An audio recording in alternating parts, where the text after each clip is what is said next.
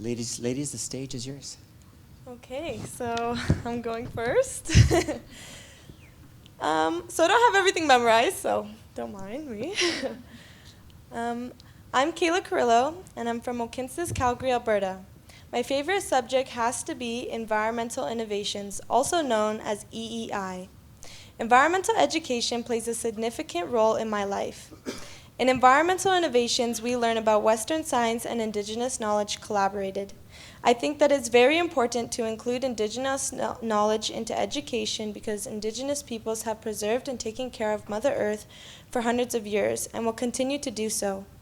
We need to work side by side with Indigenous communities and learn as much as we can for future generations to enjoy a sustainable future. Growing up, I had many obstacles with my education and had doubts that I would make it to where I am today.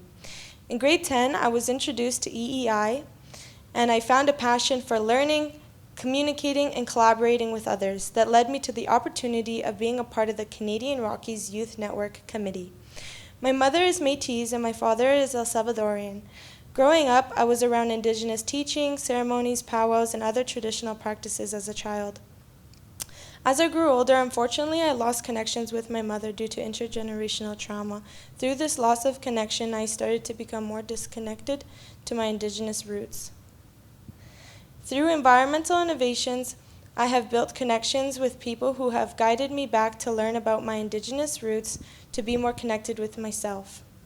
I think that we can all take action every day to learn something or to teach someone about environmental action and inclusion. We all hear about the climate crisis that has been going on for many years now, and we need to start taking responsibility and action now. No matter how big or small, any steps that we take counts. The future is now. Within the education system, we have recently started to learn about the importance of environmental action through the lens of Western science. I think that it's critical that we start to apply Indigenous knowledge in all aspects when learning about the environmental education. As Indigenous people have carried many stories and knowledge for many generations. Within our environmental innovations class, we were able to learn from an Indigenous point of view through Indigenous youth speakers, elders, and other community members.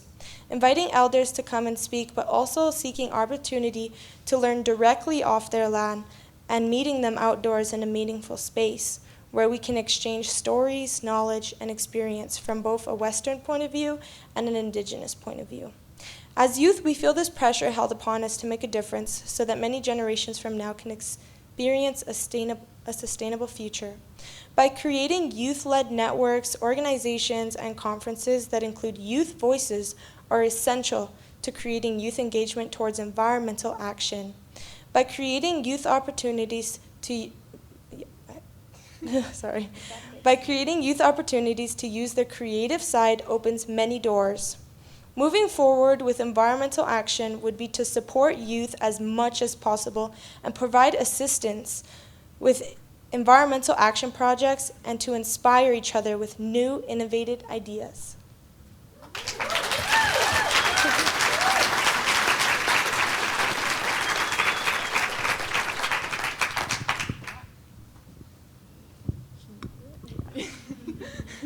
I'll just tell you. Hi, my name is Cadence, and I am a queer youth from Calgary, Alberta. A bit about myself: I have 2 dogs, Missy and Freya, and I have a cat named Punya. You can see up there. I really enjoy music and playing guitar, and I think the environment is pretty cool, obviously. Growing up, I've also struggled with mental health for as long as I can remember. Growing up, I had a lot of anxiety that was often summed up to me just being a shy kid. As I grew up, this shyness formed into OCD, and by grade 9, my days and happiness were controlled by numbers and colors. I also had started self-harming to deal with the stress of OCD. Completing junior high and going into high school was already terrifying, and the thought of a new school and routine was also terrifying. Also, the fact that it felt like my life was falling apart whilst the whole world was actually falling apart because of the pandemic did not help. School was a safe place for me, and not being able to go there was really hard. Along with the isolation and my undiagnosed OCD, I spiraled, and by the time I actually got to high school, I had no friends as a result of my poor mental health. 4 months into my grade 10 year, I still had no friends and was the most alone I had ever been. So on December 13th, 2020, about a month after my 15th birthday, I saw no other solution and I tried to take my life. I spent 4 days in the ICU at Children's Hospital and then another month and a half in the psychiatric ward. During this time, I was finally diagnosed with OCD along with persistent depressive disorder and social anxiety disorder. I also switched schools to my current school, and that is where I met Maya and Kayla and was introduced to the energy innovation class. It was in this class where I was given the opportunity to be outside in nature, and from that discovered how healing and powerful Earth is. Coming out here was a little terrifying, and before arriving, I was pretty consumed with anxiety and even a little bit of dread.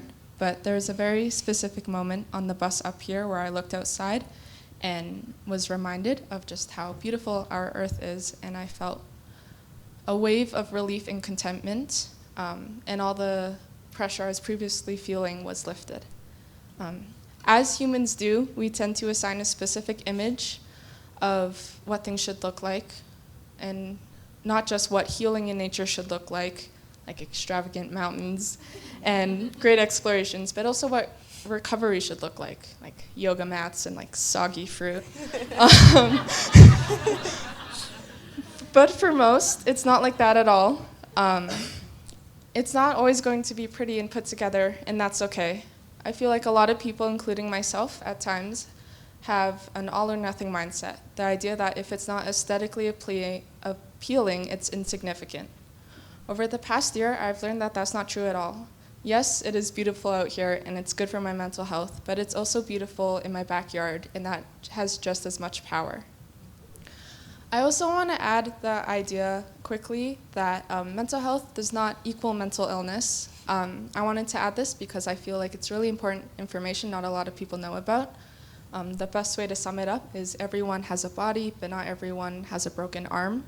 So I think that's just something important to put out there. When writing this speech, I kept thinking about what I could say to help educators support students, and then I thought about what type of things have supported me.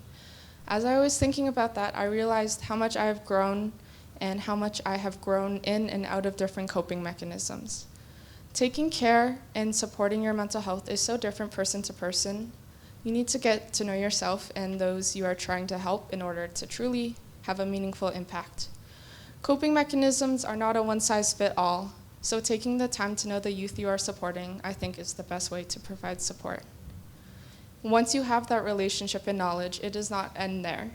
You also need to support youth advocacy for youth. We've put a huge emphasis on empowering youth advocacy for the environment, but we also need to be supporting youth advocacy for themselves. The amount of times my peers and my struggles have been shrugged off because we are youth and we don't know how hard life is yet is really disappointing and heartbreaking.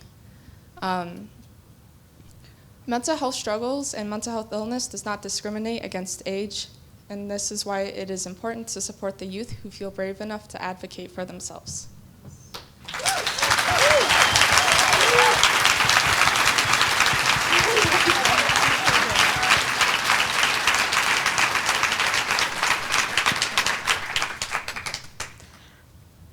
Thanks. That was really good. My name's Maya. I'm a 17-year-old student from Mohkinstis, Calgary, so I was fortunate enough to grow up immersed in the Rocky Mountains. Like some of you today, I'm sure you have always been an environmental advocate. For me, that looked like going vegetarian at age 9, which was the most disappointing thing I could do to my Alberta beef-loving family and traditional grandparents. And when I was writing letters to Rachel Notley, the Premier of Alberta at the time, possible future Premier, about banning single-use plastics in Alberta. So I've always had this desire to take environmental action, but it's the teachers in my life that transformed my desire into action. Change slide, please. Thanks. Action was the name of the game at our 2023 Canadian Rockies Youth Summit, Growing Impactful Voices. This summit took place over 4 days in the Cananaskis region, where we had 38 youth out from 5 different communities across the Rocky Mountains. CRYN, which is the Canadian Rockies Youth Network, is an example of high school leaders taking an initiative to empower other youth to take environmental action. We are the ones that put on the summit. So for us, youth-led means that we are the ones applying for grants, like planning the itinerary, organizing transportation, defining our pillars, defining what we want to be known as a network, and working behind the scenes to get these events to happen. So youth made this event happen, but it was the adult support we received that made the summit, that mobilized us to make the summit a possibility. The goal of the summit was to send youth home with an environmental action plan that they could implement into their communities afterwards. So leading up and during the summit, we hosted pre-summit workshops that Heidi was a part of, and brainstorming sessions where kids could think about the types of environmental action they want to take, and then use that at the summit. So to give some examples, we had a group out from Invermere, BC, that plans to change their school district's regulation around waste management and sorting their waste. We had a group out from Bigani Nation that is setting up a buddy system between high school students and elementary students to make sure that those elementary students grow up knowing about the environment, learning about traditional knowledge from high school students to raise a generation of environmental leaders. And then we had an individual from Calgary as well that plans to develop a biodegradable paint that paints on like soccer fields and football fields outdoors so that it's less toxic and doesn't leak into our underground waterway systems. So just by looking at this small section of the Rocky Mountains and this little summit hosted by youth, you can see that climate action and climate solutions don't look a certain way. We need innovative, different solutions for this very complex issue. So with that, I urge you as teachers to create space in your classrooms for youth to take on these types of action projects. This could look like brainstorming sessions in September, leading up to implementing the project in June, and being teachers building these projects around your students' passions instead of around getting a grade, getting marks for that project. And like Megan had mentioned earlier, it's okay to fail as a teacher and leading by example. It's okay to fail and show your students what that looks like. Can you change? Lastly, I just wanted to share some inspiration that I was grateful to receive from other youth at the summit. Just really positive messaging around the climate crisis, because it is a pretty overwhelming issue for my generation. So just positive notes around we can solve the climate crisis and real change is achievable was really refreshing to hear. Because while, yes, the climate crisis is a huge issue, there's a lot of incredible work being done. And just this conference alone, like you as teachers being here, providing hope for your students and your classes, that's you raising your future generation to be hopeful. I do want to focus on the quote, if not now, when? And if not us, who? This is a really good question. The problem is that youth don't get asked this question enough. Instead, we get asked, what do you want to be when you grow up? And I believe it was Greta Thunberg that said, why do we have to wait to grow up to be something? Why can't we take action now?